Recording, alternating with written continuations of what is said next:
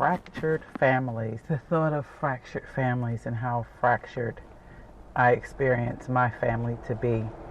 Hurting, broken, disconnected, disjointed. And I know that process for me and myself and my generation came about when our communities were cracked up. And they got cracked after the civil rights era, where we were seen or, believe and work towards coming together, as a whole nation, black and white, male and female, having all these equal rights.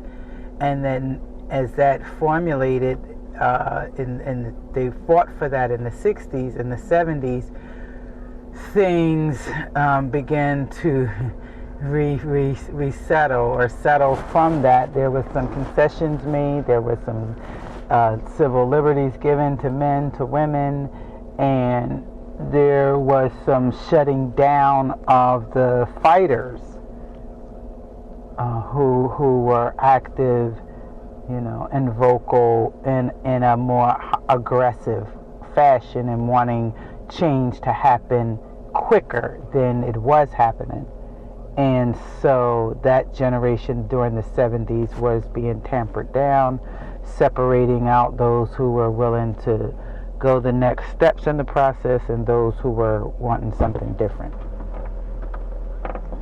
And after that got established, then the community was cracked up in the 80s. It was like, all right, they set the mold, cast it, and then crack in order to, break apart the parts that needed to come out, or that they needed to loosen out. And they cracked the communities up, and as a result, many of our families were fractured. And we are now in this very fractured state, and continuing to work to live out the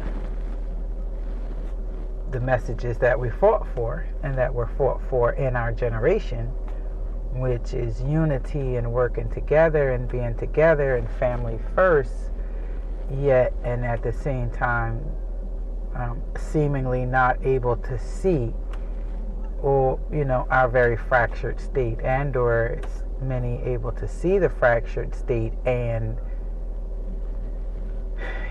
deny its impact. Some do, many have turned it over to God. It's just and in order to repair it, you might want to acknowledge that and begin to look at that, see how it's fractured, which pieces are supposed to go where, and how, what is needed to bring them together and to keep them together. So